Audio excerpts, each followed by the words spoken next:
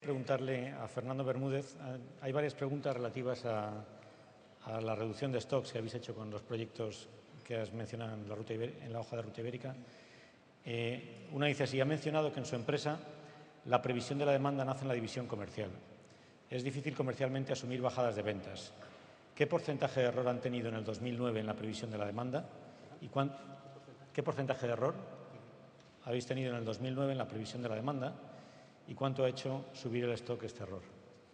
Bien, la previsión de la demanda en mi empresa es una función colaborativa, no es una función únicamente comercial. Precisamente es un proceso transversal en el que intervienen los Key Account Manager, los departamentos de marketing, los responsables de ventas y los responsables de supply chain.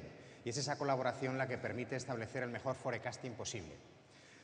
No sé si no he tenido tiempo de explicarlo muy bien, pero por responder a la primera parte de la pregunta. Nuestros objetivos de fiabilidad de previsión de la demanda se sitúan en torno al 65%, son fiabilidades calculadas a M+3, porque estamos hablando de procesos de producción en hornos de vidrio de proceso continuo en el que tenemos un periodo congelado de planificación de aproximadamente 7 a 8 semanas.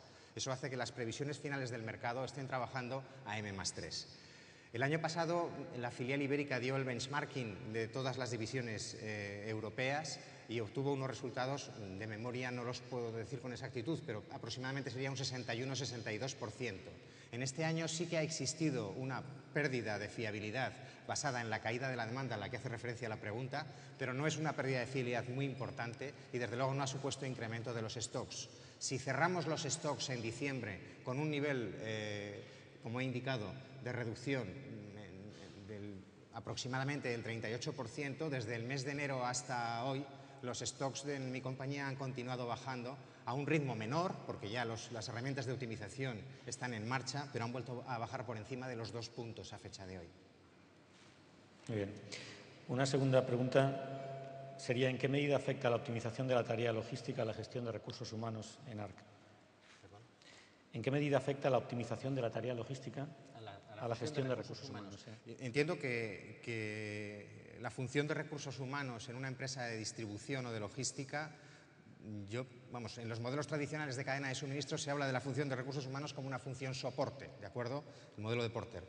Bien, en una empresa de distribución o de logística, prácticamente a mí la función de recursos humanos me parece que está totalmente integrada en el proceso. Es el proveedor de la materia prima, las personas que son capaces de construir ese proceso logístico, y en el caso de un proyecto de optimización como el que he tratado de explicar, es realmente la voz oficial de la empresa que debe explicar los cambios a un colectivo cercano a las 350 personas. Por lo tanto, comentaros, tal y como ha sido la realidad, en lo que nosotros llamábamos el core team del proyecto había diversas funciones, 6 funciones claves que estaban pilotando el proyecto. Uno era el director de recursos humanos de la compañía. Muy bien. Ahora quiero hacerle un par de preguntas a Ana González. La primera es: ¿cuál es la política win-win con los actuales partners logísticos? Como decía, nosotros entendemos que es un proceso único y que es un proceso en el que tiene que haber ganancia en el negocio. Y así lo entendemos también con los partners logísticos, con los operadores de transporte, operadores de almacén con los que trabajamos. No es que haya una política de cuál es, como decía antes, ¿no?, el tamaño del win, sino sí un principio detrás de los acuerdos de negocio que firmamos, pues de que haya una oportunidad de negocio para ambos. Muy bien. Otra de actualidad es: ¿cómo afronta la compañía la promoción que los propios clientes, entre paréntesis pone Mercadona, realizan de sus marcas blancas? ¿Y si ha afectado este aspecto a los resultados en los pasados meses en España? Pues es un tema candente, diría, ¿no? Un tema que hoy está encima de la mesa.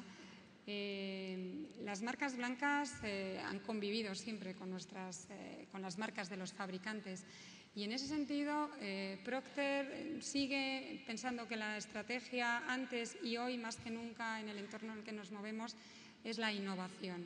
No es tanto a lo mejor el luchar, sino el ser innovadores, el poner las marcas líderes en nuestros sectores y apostar continuamente por esa innovación.